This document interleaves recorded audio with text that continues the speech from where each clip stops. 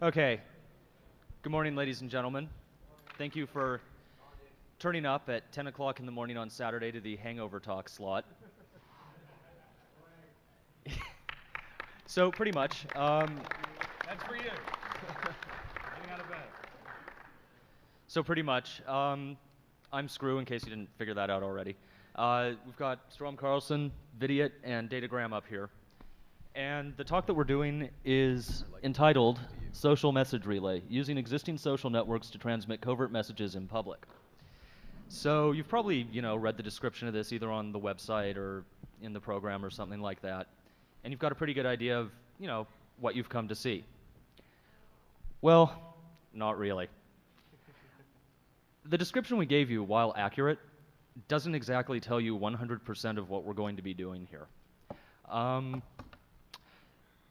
not going to say anything more. I'm going to let everyone else go ahead and take care of that. So without further ado, here is Mr. Strom Carlson. Actually, I think Datagram. Yeah, way to fuck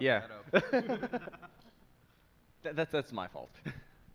We also sucked in rehearsal.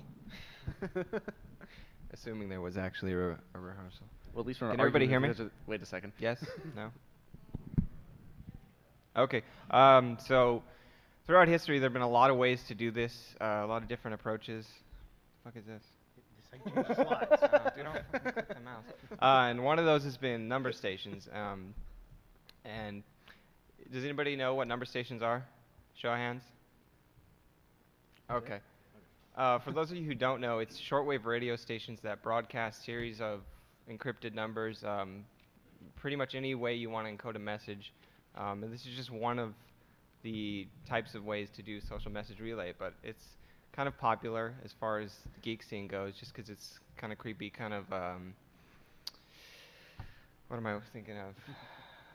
Well, anyways, yeah, spy world, that kind of stuff. So a little bit of history. They've been reported since around World War II, probably earlier, but reported since World War II.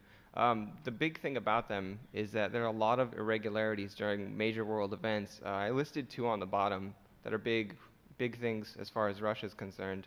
And when big world events happen, a lot of number station spikes in activity, broadcasting happen.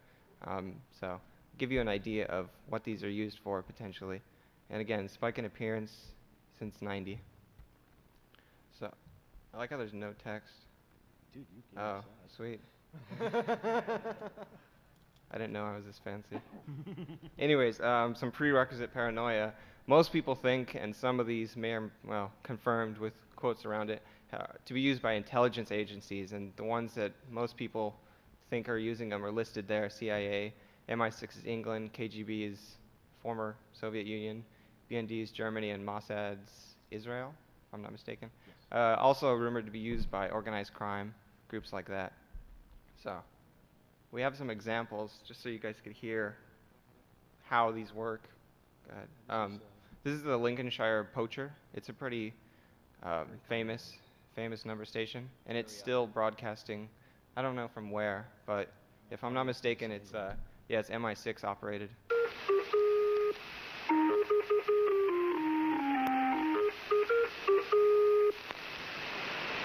Three 9-7-1-5.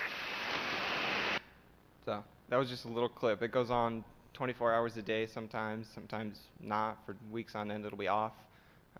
But that's the basic format. It's music and then some more like numbers or phonetic alphabets, sometimes just rising note scales. We have another one. This one's a bit more creepy. It's called the Swedish Rhapsody.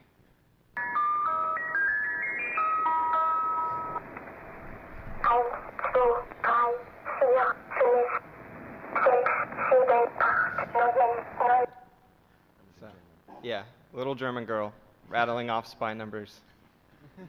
And something we were really interested in, most recently there was the appearance of VoIP number stations. All of these two previous examples have been over shortwave, which is, from what I understand, a lot harder to operate than a VoIP line, but easier or harder to trace. So we have the example of the VoIP station.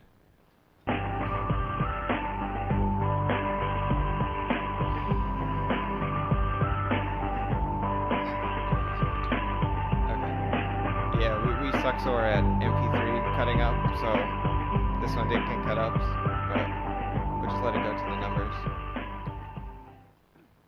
Group 617.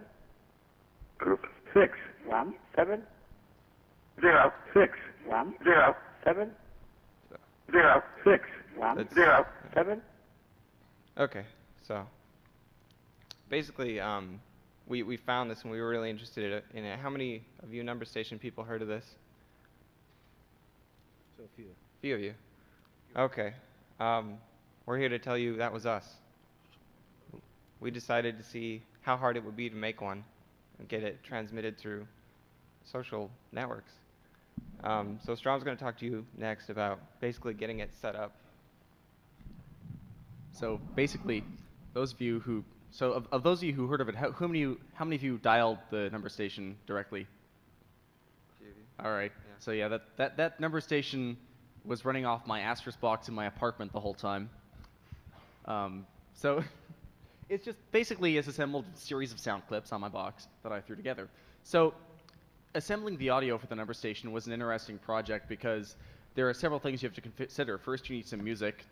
Second, you need, numbers which are not identifiable as a single person, and then you need some way of having encoded messages delivered. So the first bit about the music was actually fairly simple. I was driving around in my car and I had my iPod on shuffle mode, and I have the Connet Project CDs on my iPod. So how many of you have heard of the Connet Project?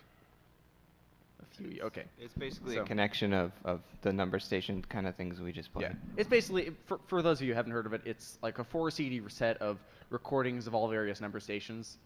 So it's a lot of number stations. So my iPod's on shuffle mode, so it's like playing... C-O-N-E-T. I'm sorry? C-O-N-E-T. Yeah. And they're free for download. Yeah. So I'm listening, I'm driving around, there's like the Cars plays, and then a spy number station plays, and then an Aha song that I had on there plays. And I'm listening to the bridge of this Aha song, and I'm like, that kind of sounds like it might be a number station. So when it came time to do the number station, I said, well, I'll just use the bridge of that song as the music for the number station. So it's an Aha song called Little Black Heart. So then to get the various recordings of the numbers, I considered several options. The first was recording my voice saying 1, 2, 3, but then I thought, no, I've given talks, people will recognize my voice. And then I thought, well, I could go to a coffee shop or something and stick a microphone in someone's face and say, hey, say the numbers 1 through 0. But then I just get weird looks, and people might say, oh, that was me, and I know this person. So I discovered that, how many of you have heard of Craigslist? Sorry. Yeah. So how many of you have browsed through Craigslist and found people advertising services with telephone numbers attached to them? Okay, people will list, for services of various personal nature, with telephone numbers to call them. So it turns out that when you call people who are expecting calls from random people, and you just repeat the same thing over and over and over again, eventually they'll repeat it back to you just to get you to try and say something different. So what I've got here is a collection of what I've got here is a collection of the recordings of the other side of the conversation. This doesn't include me saying the numbers, so I'll just I'll pretend to be them. And it also doesn't include the beep tone that plays to let them know that they're being recorded, because I didn't want that on the number station. But so you go ahead and play this. Hello. 1. 1. Hello. 1. 1. 1. 1.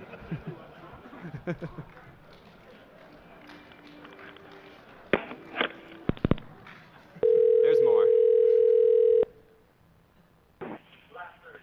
Hello. 2.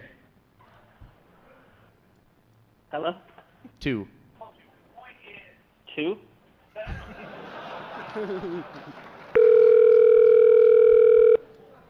Hello. 3. Hello. 3. Do you want? Hello. May I hear you? 3. Who is 3? 3. I don't know. Hi there. You've reached 364. I'm not around to take your call right now, but if you leave me a message, I'll get back to you as soon as possible. Hello? 5. 5? 5 what? Hello? 6. Hey, 6. how's it going? Huh? 6. 6. 6. Okay. Bye. Ciao. Message. Hello? 7. Yes.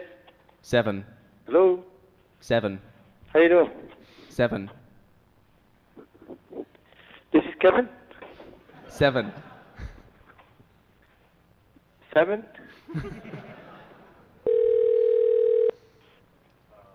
Hello? 8. Hello? 8. 8 who? Hello? 9. Who? 9. What 9? I don't have 0 because I accidentally deleted that recording. But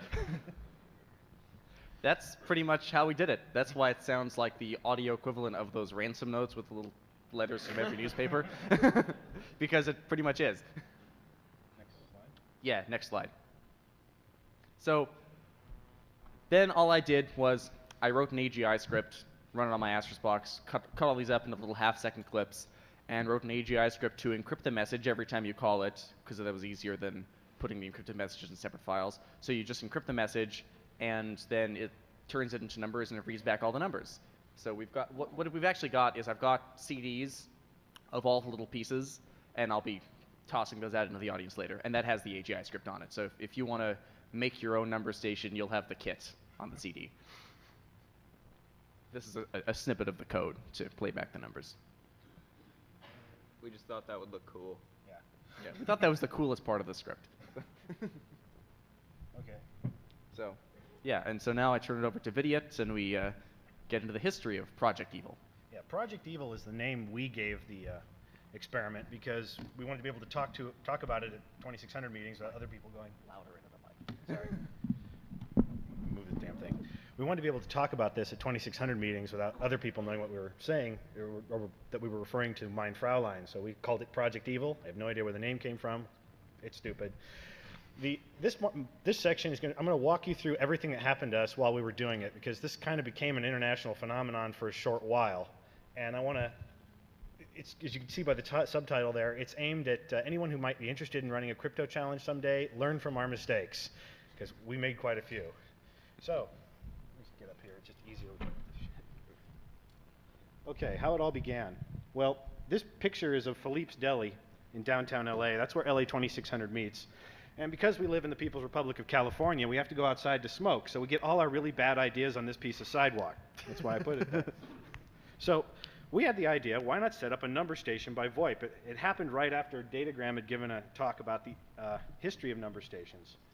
And what it was number stations by VoIP. How? We decided we were going to release about 4 number stations, use one-time pads to encrypt them, and we were going to repeat the key on the first and last messages, hoping someone would look for a key collision.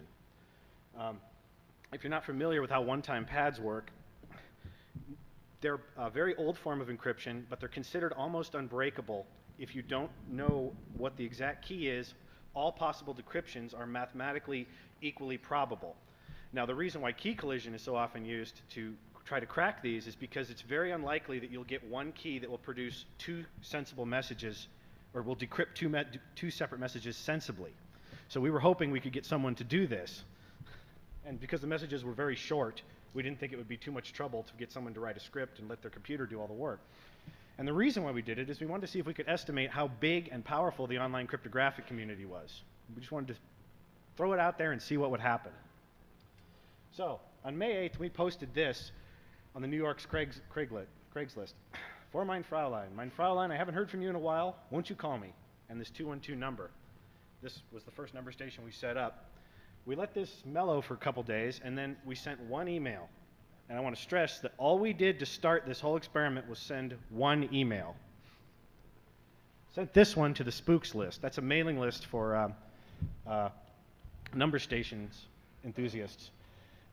Screw, posing as somebody named J Random Entity, sent this email to them where it basically said, hey, I found this weird phone number you call and it sounds like a number station. You should check it out. You don't have to read the whole thing. So on May 11th, we got 61 calls to that number in the first 24 hours. On May 24th, it showed up on the Off the Hook radio show. Now, we think we know how this happened. Bernie S., it turns out, who is a member of the Off the Hook crew, is subscribed to the Spooks numbers list. So on that day, suddenly the number got 117 calls, and by that point, it had been building slowly. More and more people had been posting about it. It had been spreading, and we'd received almost a little over 1,700 calls by that point. On May 29th, we released the second number, and it got 218 in the first 24 hours. So interest was starting to build. We were getting starting to see posts turn up in blogs, more people linking back and forth, a lot of speculation flying around, what the hell are these things? On May 31st, Homeland Stupidity posted an article about us, and this was really kind of the first salient event in the whole thing, because this was the first time the community actually tried to get organized to crack these codes. Michael Hampton, the guy who runs Homeland Stupidity, organized his forums, and he created a new forum for each message where people could post and they could put up their theories and start working on them together. And then all of a sudden, on June 1st, Slashdot, out of the blue. We had no clue that was coming. The number stations 1 and 2 got 2,180 calls thanks to Slashdot. It was just amazing. It caught us completely by surprise. I think I got a phone call at like 3 a.m. So I'm going, oh my God, go to Slashdot right now. Well, I think it's also got digged for all numbers that we did. But as far as I know, they never hit the front page. But they have something like 2,500 digs each at this point. Like that, yeah. I think then that 2,180 calls was like the day it got Slashdotted. Yeah. Yes. But then disaster struck for us. On June 20th, the guys who run the Hope conference back east created a copycat number station. They recorded ours, recut it, and then they announced it on the Off the Hook radio show, and this is what they posted on Craigslist. Parasites.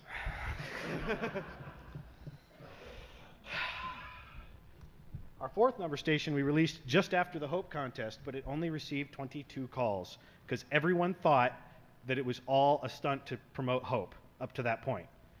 Interest just took a nosedive in this thing immediately after it. They were smart. They struck while the iron was hot, and they got in right at the perfect time to make a publicity coup out of this, but they killed it afterwards. We never really got the level of interest back up to the point where it was before. And as you can see from this, 146 calls total, and then it just kept getting worse. So yeah, on July 15th, we finally had our first real meeting to discuss what the hell we were going to do, because, you know, we're hackers, we're not exactly organized. We decided what we would do is create 6 more messages instead of the original 4. And we were going to release a batch of them in quick succession to try to get people's interest back up. We thought maybe if the people who were still following this thing thought, wow, something's going on, maybe this is heating up, maybe it's related to the Mideast or something, it might get out there and get more exposure. So these are the numbers that we continue to release: Ottawa, Lubbock, Orlando, Milwaukee, and Fort Lauderdale. As far as I know, no one ever actually found Fort Lauderdale. It's still there. No, they did. It finally got published, but I believe it was like a week after the fact or 2 weeks after the fact. Okay, I thought that was Milwaukee that you got late. It was one of them. No, There was one of them, I think. Lubbock was late. No, Lubbock was late. No one's found Fort Lauderdale yet, as far as I can tell. Yeah. So, and we didn't do anything different. We just would put them up on his asterisk box and then push out a ad on Craigslist with the title "For Mine Fraulein." Ostensibly, there were people out there running scripts that were checking Craigslist all the time to see if they could find a new one, but apparently their scripts suck because they never found that one. So, in total, the first 4 numbers received 58% of the calls. And the first 4 numbers were also up for a much shorter period of time. So if you really look at the call detail records, you can see that we did manage to rekindle some interest, but it didn't really ever come back fully. Now, before I go into Easter eggs, I should also tell you the reason why we decided to do 6 number stations and try to rekindle some interest was right before the Off the Hook contest, we called Dark Tangent. the fellow that runs DEF CON, and we let him in on the secret. We said, we want to do this, but we can't have anything published, otherwise it'll be blown. So DT kept it secret from the rest of the DEF CON staff and from everybody else, and put us up here under the pseudonym of Social Message Relay. Just want to make sure I put that in because I forgot to put in a slide for it. Now, for those of you who are actually following Mein Fraulein, here's some Easter eggs that you may or may not have found. First, the group numbers. Originally, the group numbers were supposed to identify the city the next message was going to appear in. But then, Will Wheaton posted this on Slashdot. Anyway, my prediction, the next message will be posted on Craigslist for Boston. The first message announced Group 415, and the second message was posted on Craigslist for San Francisco. Thanks for blowing my surprise, Ensign Crusher. So, on messages 3 through 6, we changed the group numbers to 134, 205, 022, and 169, which when rearranged become the octets of willwheaton.net.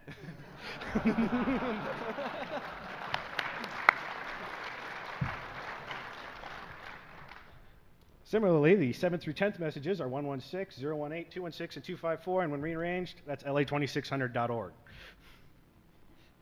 Also, the initials of the cities that they were released in, if you read them in order,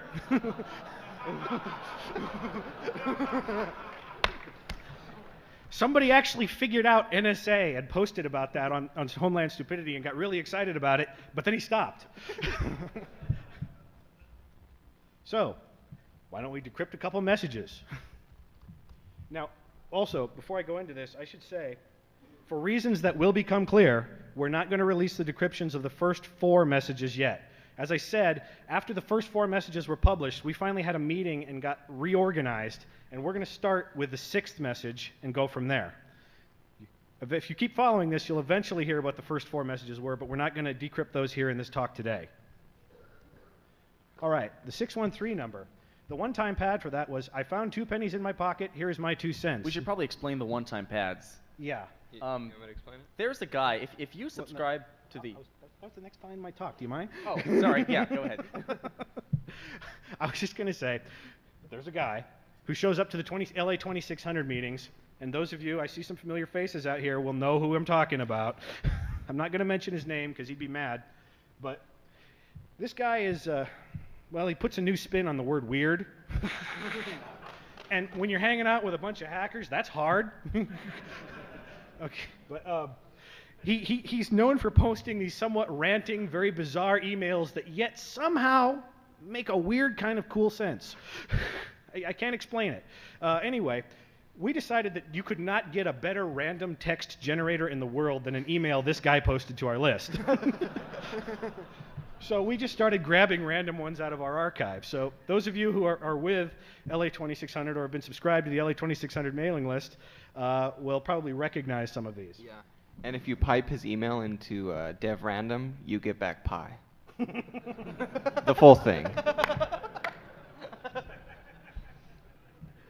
Okay. So how the decryptions work. When you call the number station, you get, group 415 and then a series of digits. Those digits are the decimal ASCII representations of letters padded with zeros to make them fill out the space. When you take out the padded zeros, you get ciphertext that looks like this, 14, 83, 2, etc.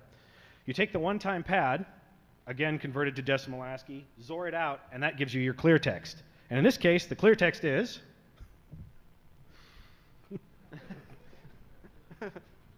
We figured it was appropriate. This is at the point where we knew we were going to be giving this talk. Yeah. And I'm just going to speed through the rest of these, hitting them really fast because you don't want to read a bunch of random numbers. The 806 number was also, the one-time pad was also having a hard time locating my salt lick and hip waders. Yes, that's really one of his. And that decrypts to Captain's Log, Stardate 2006-06.2, pwned by Ensign Crusher. The 407 number, be careful what you say, it will always come back at you, and you will be quoted. How little did he know? And this is an apology to the spooks list, because we did have some trepidation about actually launching our experiment off of their back and detracting their attention from other what might possibly be meaningful work.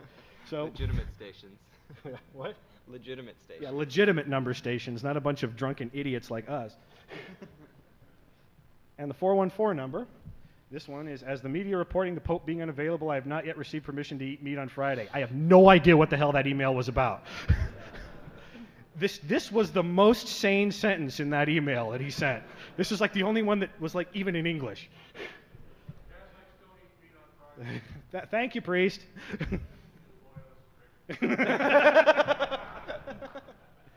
So this one was our thank you to Michael Hampton and to the cryptographic community, but especially to Michael Hampton, because if you go to Homeland Stupidity and you start reading all the forums, by the time you get to the 10th number station, that poor guy is going completely insane. You could tell by the tone. He is just pulling his hair out, beating his head against the desk. He really wants to know what these things say. So we had to mention him. And the final number, I hope and wish none of you is enamored enough with me to quote my rantings. In case you want to use my writings as evidence, I will gladly refer you. Again, I have no idea what the hell that means. This one is aimed at the organizers of the Hope Contest. Dear Emmanuel, glad to see creativity's alive and well over 2600 magazine. If you ever need help, again, give us a call. Parasite. Total cost to set this up, by the way, for everything, including our webpage, was $202. Now, I put that in because those of you who work in a big company, go back and ask your marketing department if they can get 3 months of international exposure and 20,000 phone calls for $202. So, running a crypto challenge. Here's our advice to you.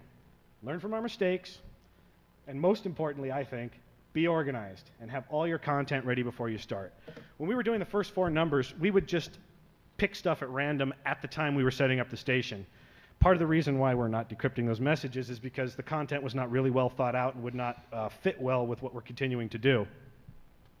Second, don't underestimate the cryptographic community, but don't overcomplicate your challenge. I'll give a little bit more on overcomplication later.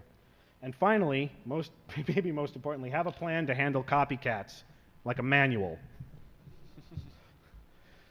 This is the best copycat we got.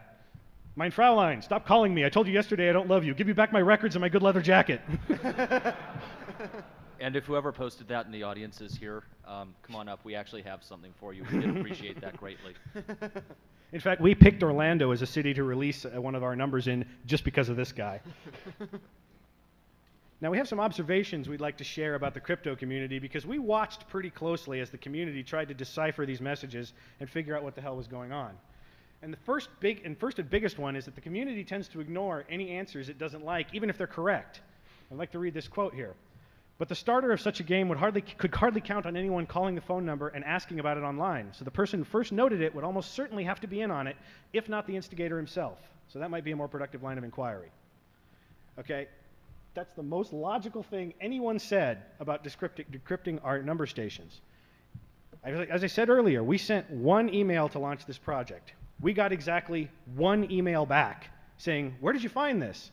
We sent them the lamest excuse we could think up, something along the lines of, oh, my buddy found it. He sent it to me because he knows I'm into this stuff. And they bought it. We never heard anything about it again, despite the fact that all the messages and emails were posted online, and supposedly thousands of people were trying to solve all these ciphers. No one ever went back to look for the source. The second thing is, people kept asking, probably up to today, they still are asking, is this real? Is this really a number station? Well, duh. Why go to the trouble of setting up a number station when you can just use public key encryption? It seems like pretty obvious, but the crypto community seems to want to have a mystery to solve. They seem to want to have something to go after, and they put on blinders. So if you're running a crypto challenge, factor that in. Second thing about the crypto community, it seems to only organize to the lowest level necessary. Now, what I mean by that is a great example is the Homeland Stupidity forums and the wiki he put up. If you read through those forums, suppose you're someone brand new who's never heard of this before and is interested. Homeland Stupidity has become the de facto area where people are trying to decrypt them. It is 10 completely separate forums with linear posts going way down the page. And there's tons of misinformation and duplicated effort. No one has actually put up even the wiki was not well organized. There was nothing there that could really help someone dig in and make them more efficient. Everything that was there would just slow you down if you were trying to start out. The other thing is, The community is incredibly powerful, as evidenced by how quickly they cracked the code from the Hope contest, but it's not proportionally insightful. Now, that's no different than probably the rest of society. We're all standing on the shoulders of some incredibly brilliant freaks who invented stuff like electricity and medicine, et cetera, et cetera. But in the crypto community, when someone gets one of those insights, it doesn't necessarily propagate down. Again, usually because of very poor organization, or because they're wearing blinders, as I said before. Here's an example. We estimated that there was about 700 different cipher systems tested to decrypt this thing during the time it was up there. Not one single person tried to find a key collision, which is the classic way to decrypt a one-time pad. And also, because our messages are very long by my feelings, it wouldn't be hard to identify a real message from a fake message, because randomly generating keys and just XORing it against the ciphertext, the majority of what you get will be pure garbage, and versus actually seeing a few words that make sense. So they could have cracked this very easily had they just generated 10 lines of code to just generate random keys and try and XOR it against any of our ciphers. So here's our suggestion to the web cryptanalysis community if they want to make themselves more efficient. We'd like to propose that they or someone build a web portal, something that's easily deployable so that people who aren't necessarily coders or systems admins can get it out there. Make it open source and extensible. Use common cipher tools, because there are cipher tools written in Perl and PHP and other things that are out there for every kind of transpositional cipher, anything else that you'd ever want. Those tools are already out there sitting in open source repositories, and they're not collected anywhere. There's not one easy to use tool. Next thing is make the portal work from a common data set. One of the big problems we saw with people pulling data from a whole bunch of different places was typos. They'd get things from over here, get pasted into a blog, cut and pasted and emailed somewhere else. Next thing you know, they're working from something that's completely different from what the original message was. And finally, standardized data reporting, and this is probably the most important part. As with Homeland Stupidity, if you look at it, like I said, lots of linear posts, 10 different forms, lots of stuff to slog through. If you had something with an interface that would make it very easy to identify which ciphers have been tested, what was done, with common data reporting, you're going to make yourselves a lot more efficient. 10th message. If you were keeping track, you may have noticed I only gave you 9 so far. So those of you who are following Mein Fraulein, now might be a really good time to get a pencil and a cell phone. This appeared, or will appear, very shortly. It appeared about 15 minutes ago after I put my laptop away. On the Gulfport Biloxi Craigslist. Mein Fraulein, I regret the burden I placed upon you. Confer with me once again by the river's west bank, and I will take you home. Call me. 228-702-0304. This is going to be the final Mein Fraulein message. Is the station up? It's up. Okay. It's up. Now, Feel free to call. you're probably thinking, well, that's cool and all, but what am I going to do with another one-time pad? This one's not a one-time pad. This one can be cracked with pen and paper. This is the one that people really wanted when this whole thing started, so we decided to give it to you. And we have one more hint, because we like you, and this is what you might want to write down if you're interested in taking a stab at cracking this. When DEF CON is online, there is no hope. I'll give you a moment to write that down. Quick question, though, actually. Is Ilanka in the house? No? Okay, good. The rest of you have a chance. If you don't know who Ilanka is, she's probably the best amateur cryptologist working in probably the world right now. She's almost always here at DEF CON, and she's famous for solving all the con crypto challenges pretty much the day they're released. So we're going to open up the floor to Q&A right now. Don't be shy. Come on, questions. Come on, somebody must have a question. No? None of you? Wow. Wow. One right over there. Oh. I'm sorry, what was the question again? How are you maintaining the anonymity of the phone numbers? Oh, how do I maintain the anonymity of the phone number? Well, pretty much it's along the lines of there's no name associated with the number because I'm buying it through a VoIP company, and pretty much it's on the VoIP company to not release my personal information, or else I sue their, sorry little ass. So that's for the most part it. And also, you can theoretically, buy a number station or buy a VoIP account with, like a fake PayPal account or one of those prepaid cash credit cards or something like that. So you can, if you use that in Tor and then put the asterisk box on some random server that you compromised or whatever, you could theoretically make it almost untraceable. But I didn't bother to do that, so. Oh, for the last station? Oh, there it is. Yeah, also one other thing, which is sort of related to your question, peripherally. Somebody mentioned on one of the many posts that were made in relation to the stations going up, it's really dumb doing this over VoIP because, well, how do you maintain anonymity? If you have someone who's actually trying to pick up this message to decode it to get instructions, it doesn't work. Well, yes and no. What you have to remember is that while there may be caller ID records for the VoIP station, number one, there are ways of defeating caller ID. Number two, even with those in place, we still have plenty of people coming up, making MP3s of the station, and then distributing them, which other people distribute. I've actually found these things turning up on peer-to-peer networks, which is rather interesting. We even had one that ended up on You're the Man Now Dog as an animation that somebody did. So pretty much, it's a pretty good way of getting the message out there, if unreliable. It's not necessarily targeted, but it does provide some obfuscation. The difference between VoIP and using shortwave is that you trade shortwave. You can't identify where people are receiving messages, but with the VoIP, I could just buy a VoIP account, wherever, and they can't identify where it's coming from. Does that make sense? Well, there's also one other thing to add to that, which is they can identify where that message is actually located, but they don't have any real way of knowing who placed it. Yeah. So the degree of anonymity is still there, but you're trading off one thing for another.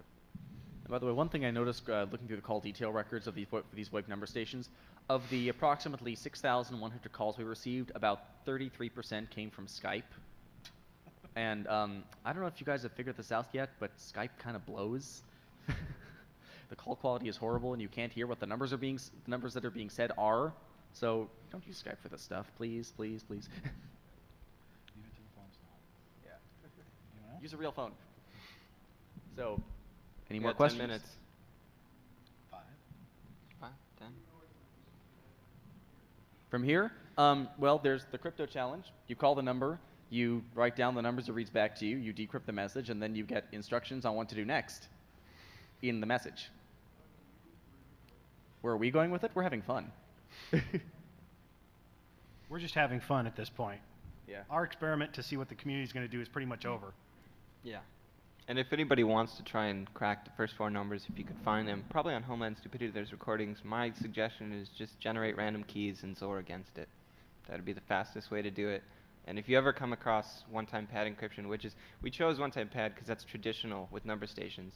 And we thought it was kind of funny in all the comments on all these sites trying to decrypt them. They're like, well, if you shift the bits like to the left and then you XOR it against the Bible and like they're not. And then one guy would go, well, it's a one-time pad, and it would just get lost in all the noise. So my advice would be just try and brute force it. Okay. So I think we need to wrap up. Yeah, we're going to start wrapping up. Okay. Yeah. So, okay, we take a couple more questions. we'll take like 1 or 2 more questions. If anyone has any questions. Yes. Very last one?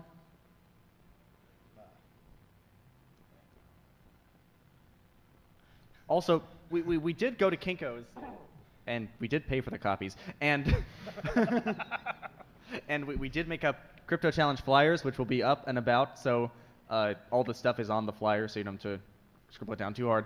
But so those will be distributed. Also, I've got some CDs to throw out to the audience, which contain recordings of all the number stations right off my PBX, and the text of the number stations, and the program and the assemble your own Mind Fraulein station kit. Plus, we have the best. We made Mind Fraulein T-shirts. $10 today only. Come get yours after the talk out in the hallway. Yeah, come see me. We have all sizes. Quantities are limited. Yeah, very, very limited. But if you want more information, go to projectevil.org. All right, cool. Thank you very much. Thank you.